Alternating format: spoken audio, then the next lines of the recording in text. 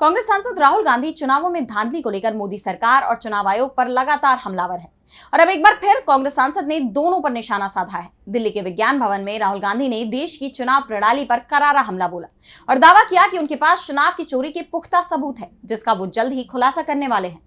तो क्या कुछ कहा राहुल गांधी ने, आइए देखते हैं इस रिपोर्ट में।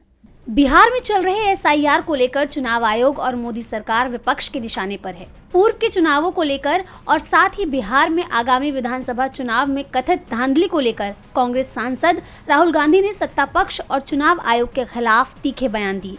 राहुल गांधी ने लोकसभा चुनाव में बड़े पैमाने पर धांधली का सनसनीखेज आरोप लगाया है। उन्होंने दावा किया है कि भारत की चुनाव प्रणाली बेजान हो चुकी है और मौजूदा प्रधानमंत्री बेहद कम बहुमत से सत्ता में आए हैं। उन्होंने कहा कि उनकी पार्टी के पास इस धांधली के पुख्ता सबूत भी हैं, जिन्हें चुनाव आयोग से हासिल किए दस्तावेजों के आधार पर तैयार किया गया है। इसके अलावा भारत की चुनाव प्रणाली पर सत्ता पक्ष का कब्जा बताते हुए उन्होंने कहा, 6.5 लाख मतदाताओं में से हमने 1.5 लाख को फर्जी पाया।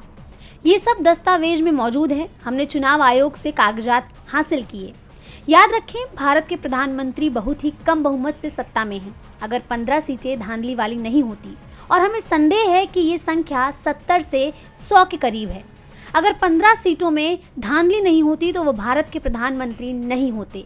और हम आपको साबित कर देंगे कि लोकसभा में धांधली हो सकती है और हुई है।